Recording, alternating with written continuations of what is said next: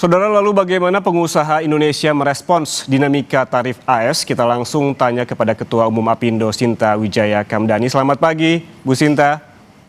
Selamat pagi, Pak Yan. Bu Sinta, Anda yang sempat ikut ke Washington DC kala itu dan juga melihat bagaimana dinamikanya. Menurut Anda, sebetulnya apa sih dampak kesepakatan tarif RI dan juga Amerika Serikat terhadap daya saing produk ekspor Indonesia ke pasar Amerika? Ya, jadi mungkin kita perlu melihat latar belakang ya, kenapa pentingnya adanya perjanjian ART ini ya, Agreement Reciprocal Tariff ini buat Indonesia. Karena kalau kita lihat pada saat Liberation Day kan tadinya Indonesia dikenakan sampai dengan 32% itu ya, tarif reciprocal. Nah, kita mesti melihat produk-produk apa yang kena imbasnya dari tarif ini.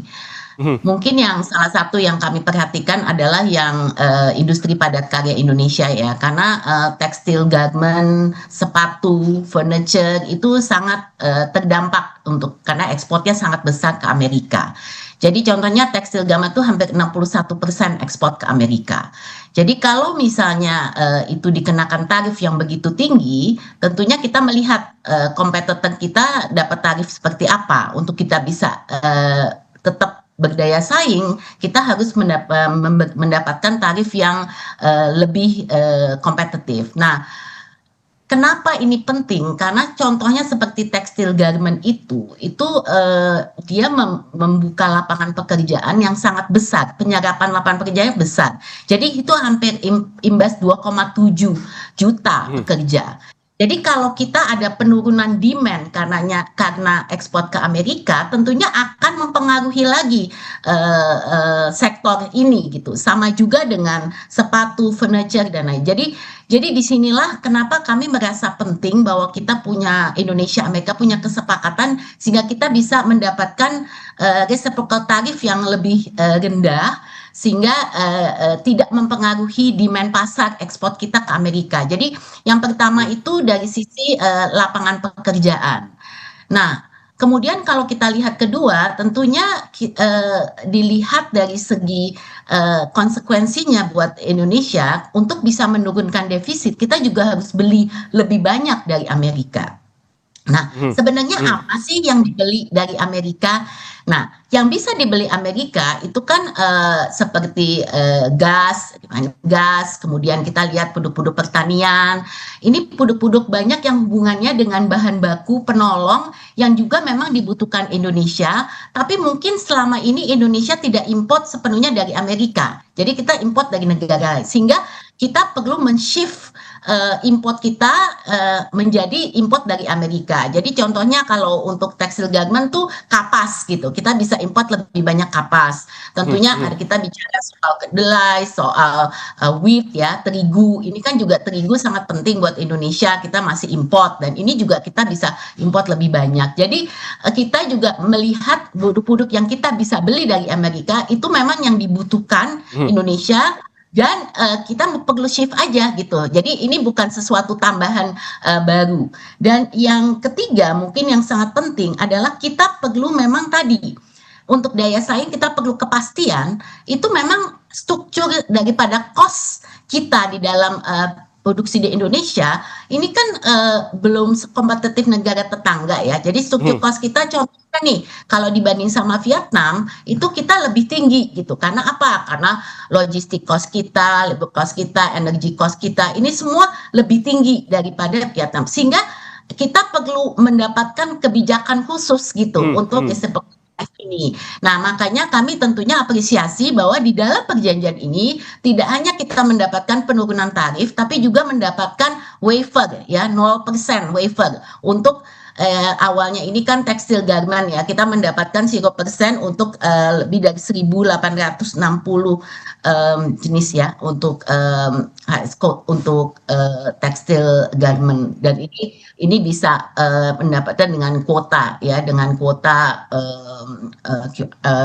tertentu. Jadi tarif ini akan jelas membantu produk kita supaya jadi lebih kompetitif. Nah, ini yang mungkin sangat penting untuk dicermati gitu bahwa di dalam aturan ini memang kita juga akan mendapatkan waiver ya, waiver di dalam perjanjian ini kita juga akan mendapatkan waiver untuk produk-produk tertentu dari Indonesia, Oke. kokoa, kopi, palm oil kita kan juga besar ya ke Amerika.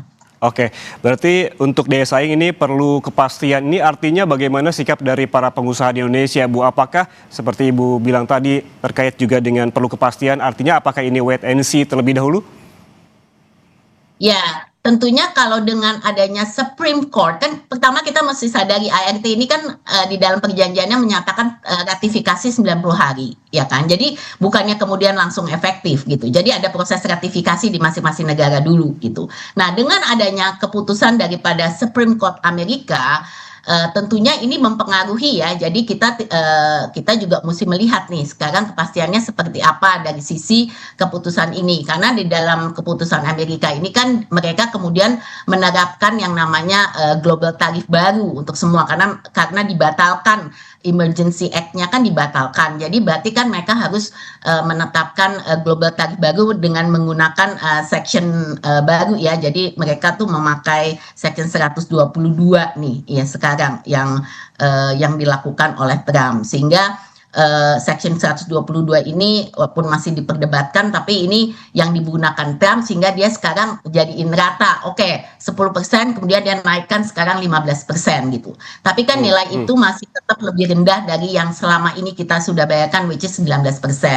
Jadi kita masih menunggu kapan ini benar-benar bisa akan terrealisasi ya, tapi mestinya ya semuanya dengan sendirinya sekarang mendapatkan global tarif yang sama gitu. Sementara untuk exception yang didapatkan Indonesia, kita masih menunggu keputusan dari USTR dan pemerintah Indonesia nantinya apakah ini juga bisa tetap diberlakukan yang 0% itu. Oke, Bu Sinta, kalau kita melihat dinamikanya seperti yang kita bahas sebelumnya di tahun lalu bahwa Amerika menerapkan tarif dagang 32%, kemudian diturunkan setelah ada negosiasi ke 19%, kemudian MA Amerika Serikat ini membatalkan dan Trump kembali mengemukakan soal tarif 10% dan meningkatkan lagi menjadi 15%, artinya lebih rendah dibandingkan kesepakatan kita sebelumnya di 19%. Ini menurut Anda menguntungkan bagi Indonesia atau justru banyak risiko karena yang ditawarkan oleh Indonesia kepada Amerika juga cukup banyak?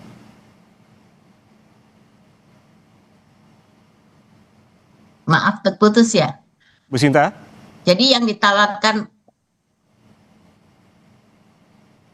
maaf terputus tadi apa? Yang ditawarkan apa? Maaf, bisa Bagaimana diulang? apakah keputusan dari Trump terakhir soal tarif dagang yang sebelumnya juga dianulir oleh MA, kemudian Trump memutuskan untuk 10%, menaikkan lagi menjadi 15%, namun ini tetap lebih rendah dari kesepakatan kita sebelumnya di 19%. Apakah bagi Indonesia ini menguntungkan atau banyak risiko karena banyak juga yang ditawarkan oleh Indonesia kepada Amerika Serikat?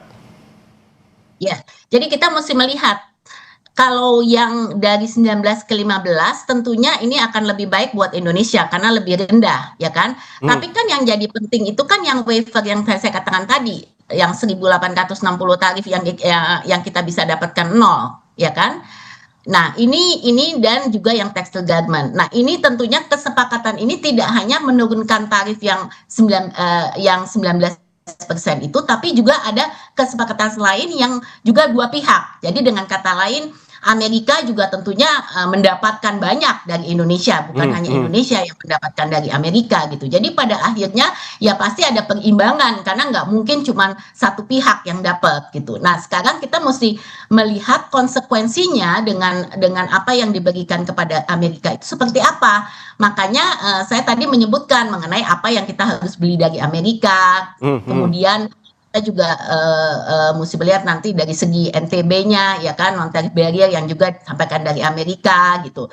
Nah banyak hal seperti ini yang saya rasa perlu penjelasan lebih detail ya dari pemerintah kepada masyarakat karena saya lihat banyak sekali misperception atau mungkin salah pengertian juga gitu. Jadi kita mesti ada kejelasan sebenarnya apa sih konsekuensi daripada apa yang didapatkan Amerika. Nah pada keseluruhan saya tetap melihat bahwa ini dengan adanya perjanjian dagang ini ya yang kita sudah sepakati, tentunya Indonesia juga mendapatkan satu preferensi. Kenapa? Karena Amerika itu juga bisa banyak misalnya contohnya ya, ada section 301 itu yang namanya investigasi negara ya untuk unfair trade. Jadi kalau kita tidak punya perjanjian dagang seperti ini, itu bisa saja Amerika menunjuk negara mana saja untuk diinvestigasi dan mendapatkan tarif yang jauh lebih tinggi untuk unfair trade. Jadi dengan kita paling tidak kita terlindungi dengan adanya perjanjian dagang ini.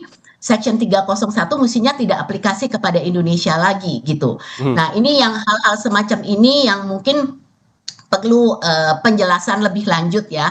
Yang pasti buat Indonesia saat ini, buat pelaku usaha, kita memang perlu kepastian gitu. Karena tentunya dinamika di Amerika ini berubah-ubah, sangat membingungkan. Tapi prinsipnya kan kita sudah punya satu perjanjian dan tidak mungkin Amerika kemudian semena-mena saja tidak juga menghargai apa yang sudah disepakati. Namun kesempatan buat Indonesia untuk mengevaluasi kembali selama 90 hari ini, karena kan 90 hari itu proses ratifikasi. Jadi kalau ada masukan-masukan, ada yang keberatan dan lain-lain, ini kan ini masih berproses gitu. Ini belum akhirnya. Kalau kita melihat juga bahwa ada yang bilang begitu Bu, wah yang dilakukan oleh pemerintah Indonesia ini terlalu reaktif terkait dengan tarif dagang dibandingkan negara-negara lain, negara-negara di ASEAN, negara tetangga begitu. Apakah menurut Bu Sinta tarif baru ini cukup kompetitif dibanding negara pesaing, at least katakanlah seperti Vietnam atau Meksiko? Namun jangan dijawab dulu Bu, seusai jeda kami kembali, tetaplah bersama kami di Kompas Bisnis.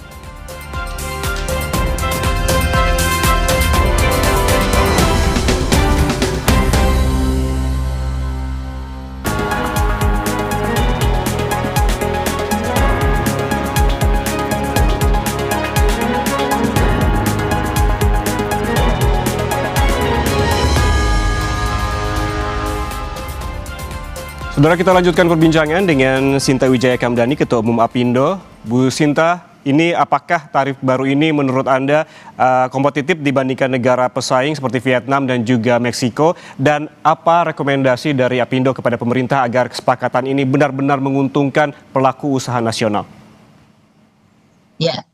Jadi ya kalau kita lihat memang saat ini kan Vietnam belum mendapatkan perjanjian ya. Jadi dengan kata lain kita belum bisa melihat persisnya nanti finalnya bakal seperti apa perjanjian bentuknya seperti dengan Vietnam. Tapi yang bisa kita lihat adalah pada saat ini apa yang bisa dilakukan Indonesia. Jadi memang sejak awal pelaku usaha juga dilibatkan dalam proses ini untuk diminta masukan-masukannya, paling tidak. Tentunya kami tidak tahu persis isi dari detail legalitasnya, tapi kita dilibatkan untuk memberikan masukan-masukan. Nah, jadi prinsipnya kalau kita lihat mengenai competitiveness atau daya saing, memang tarif ini kalau kita bicara soal ekspor, ini memang tadi saya katakan memegang peranan sangat penting karena dalam struktur biaya di Indonesia ini tentunya dasar biaya kita saja kalau dibandingkan dengan Vietnam kan Indonesia lebih tinggi ya. Jadi kalau kita tarifnya bisa kita tong lebih rendah, tentunya ini akan sangat membantu. Dan kalau kita lihat seperti industri sepatu contohnya, ini kita benar-benar head to head dengan Vietnam. Jadi kalau kita bisa mendapatkan tarif yang baik malahan sampai 0, tentunya ini akan sangat tentu untuk bisa mendapatkan juga tambahan ya dari demand yang datang dari Amerika. Jadi ini saya rasa kalau kita lihat dari segi daya saing ini sangat-sangat penting. Nah, tentu kita juga masih mesti melihat sekali lagi negara-negara lain nanti bakal dapatnya apa. Tapi let's say kita bisa dapat semua, let's say samalah saat ini dapatnya 15%, kita kan tetap kalau kita mendapatkan waiver dari komoditas-komoditas disebutkan tadi yang 1.800 tadi dan terutama tekstil garment yang mendapatkan 0 dengan kuota, tentunya itu akan membuat kita jadi lebih kompetitif. Nah, tinggal kita juga minta menghimbau pemerintah mohon yang lain seperti sepatu, seperti furniture ini juga bisa mendapatkan tarif yang lebih baik ya. Malahan kita harapkan kalau sepatu juga bisa sampai sama seperti kondisinya seperti tekstil garment bisa mendapatkan 0. Jadi ini mungkin belum selesai prosesnya. kita tetap mengimbau pemerintah untuk terus bisa menjajaki kesempatan untuk kita bisa mendapatkan waiver itu. Nah, tentunya buat Amerika, what's in it for them, ya kan? Mereka juga kita mesti menyampaikan satu model bisnis yang juga bisa menguntungkan buat pihak Amerika. Jadi Indonesia ini kan sebenarnya bisa menjadi hub juga ya untuk kita bisa produksi lebih banyak dan juga bisa menguntungkan Amerika. Nah, kalau kita melihat dari sisi apa nih yang berikutnya nih yang penting ya, saya rasa yang nomor satu kita perlu ada memang kepastian tadi. Nah, oleh karenanya pemerintah Indonesia kami harapkan segera mendapatkan kepastian dari pemerintah Amerika dengan persyaratan yang seperti waiver tadi itu bisa tetap diberlakukan gitu, walaupun Supreme Court membatalkan Emergency Act-nya, karena Emergency Act itu kan mempengaruhi yang tarif reciprocal tarifnya yang 19%-nya ya, tapi harapan kami waiver yang 0% ini tetap bisa diberlakukan gitu. Nah, kemudian kita juga memang perlu untuk menganalisa lebih jauh secara detail legal consequences-nya gitu. Nah, ini yang saya rasa bersama-sama kita juga mesti melihat apa saja sih yang sudah dijanjikan kepada Amerika itu, bagaimana pengaruhnya lebih jauh kepada Indonesia. Yang kami lihat yang paling penting adalah bahwa kita juga mau menarik tentunya investasi lebih banyak dari Amerika gitu. Jadi ini juga tidak hanya masalah kita mau beli lebih banyak atau kita mau ekspor lebih banyak, tapi kita juga mau bagaimana hubungan strategic partnership ini dengan Amerika bisa terus berlanjut gitu, sehingga lebih deepening dari investasi yang juga kita Amerika bisa masuk ke Indonesia, dan ini juga dibutuhkan sekali lagi saya rasa sosialisasi ya. Ini sangat penting menurut saya, sosialisasi untuk masyarakat, karena banyak sekali tadi perbedaan pendapat mengenai hasil daripada ART ini. Oke, sosialisasi diperlukan, dan lagi-lagi juga yang diperlukan selain itu soal kepastian dari pemerintah Amerika Serikat. Terima kasih Ketua Umum Apindo Sinta Wijaya Kamdani atas waktunya bersama kami di Kompas Bisnis. Sehat selalu, Bu. Terima kasih.